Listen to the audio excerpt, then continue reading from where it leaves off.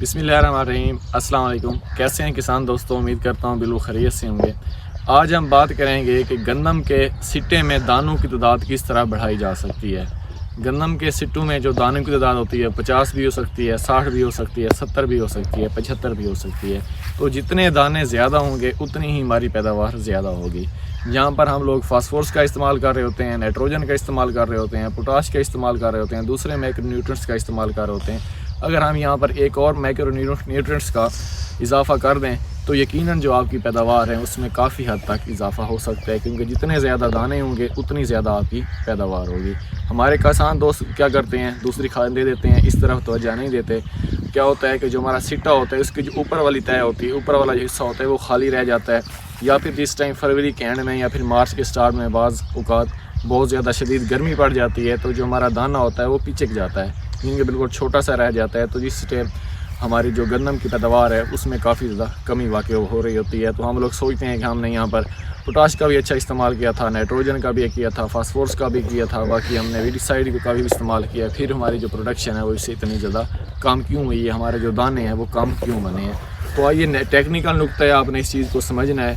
جب تک آپ کے گندم کی کے پولینیشن اچھے طرح سے نہیں ہوگی تب تک جو آپ کی ہے سٹے میں دانوں کی تعداد بھی زیادہ نہیں ہوگی۔ جتنی اچھی طرح سے پولینیشن ہوگی اتنے ہی زیادہ آپ کے دانے بنیں گے۔ اب سوال پیدا یہ ہوتا ہے کہ پولینیشن اچھے طرح سے کس طرح ہوگی؟ جو گندم کا پودا ہے وہ سیلف پولینیٹڈ ہے، تو ہم ایسا کیا کر سکتے ہیں جس کی وجہ سے ہمارے جو گندم کے پودے کی پولینیشن ہے وہ اچھے سے اچھے ہو۔ تو اس کے لیے آپ نے بوران کا استعمال کرنا ہے۔ بوران ایک ایسا نیوٹرینٹس ہے، اگر آپ لوگ اس کو ایک ایکڑ پر 100 سے 150 گرام تک آپ لوگ اس کو استعمال کر سکتے ہیں۔ اگر آپ لوگ اس کی 2 سپریز کرا دیتے ہیں تو آپ کے جو گندم کے سٹے میں دانوں کی تعداد ہے اس میں یقینی طور پر بہت زیادہ اضافہ ہو سکتا ہے۔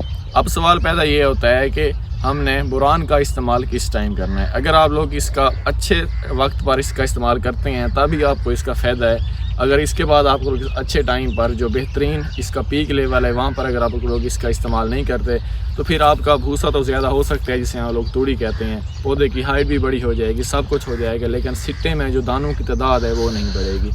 جس ٹائم آپ کی گندم گوب کی حالت میں ہوگی، گوب سے مراد یہ ہے کہ ہمارا جو سٹا ہوتا ہے وہ مکمل طور پر بن چکا ہوتا ہے لیکن وہ بھی تنے کے اندر ہوتا ہے، تنا کا جو سائز ہوتا ہے وہ موٹا ہو چکا ہوتا ہے، تو آپ نے اس ٹائم بوران کا استعمال کرنا ہے تاکہ جس ٹائم ہمارا جو سٹا باہر نکلے اس میں جو دانوں کی بھرائی ہے وہ بہت ہی اچھے طریقے سے ہو۔ دانوں کی بھرائی بہت سی اچھے طریقے سے کس طرح ہوگی؟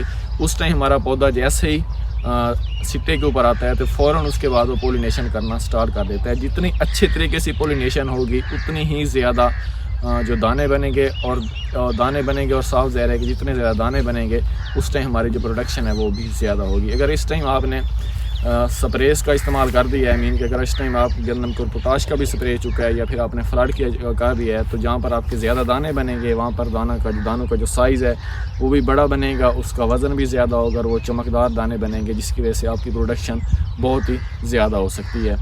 اگر آپ لوگ یہاں پر ایک اور سوال بھی چھوٹا سا میرے ذہن میں آ رہا ہے کہ اگر آپ لوگ یہاں پر کے پوٹاش کا سپرے کر رہے ہیں تو پوٹاش کے ساتھ بھی آپ لوگ بوران کو دونوں کو مکس کر سپرے کرا سکتے ہیں، زیادہ مشقت نہیں کرنی پڑے گی۔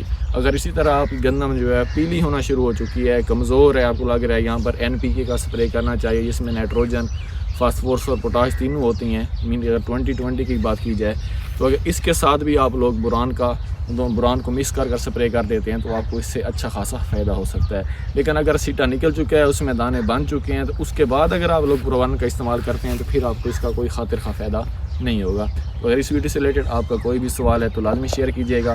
اگر آپ نے میرے چینل کو سبسکرائب بھی نہیں کیا تو وہ بھی لازمی کر لیں تاکہ پلانٹ سے ریلیٹڈ جتنی بھی ویڈیوز آ رہی ہوتی ہیں وہ آپ کو بر وقت ملتی رہیں۔